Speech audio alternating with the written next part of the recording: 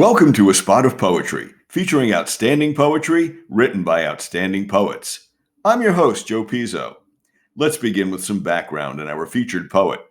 In the New York Times, today's featured poet has been referred to as the most popular poet in America. Born in New York City in 1941, he earned a BA at College of the Holy Cross and earned his MA and PhD from the University of California, Riverside. He was appointed to the position of Poet Laureate of the United States, serving 2 terms from 2001 to 2003. His many awards include fellowships granted by the National Endowment of the Arts, the Guggenheim Foundation, and the New York Foundation for the Arts.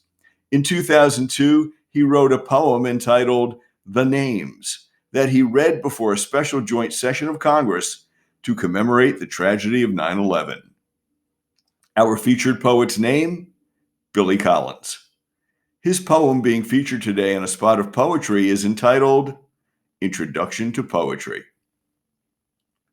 I ask them to take a poem and hold it up to the light like a color slide, or press an ear against its hive. I say drop a mouse into a poem and watch him probe his way out, or walk inside the poem's room and feel the walls for a light switch.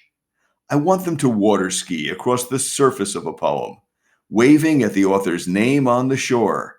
But all they want to do is tie the poem to a chair with rope and torture a confession out of it.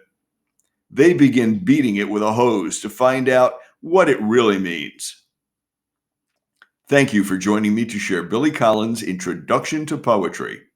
I'm looking forward to the next time when we share more outstanding poetry written by outstanding poets. Once again, for A Spot of Poetry, I'm your host, Joe Pizzo. May your day be filled with poetry.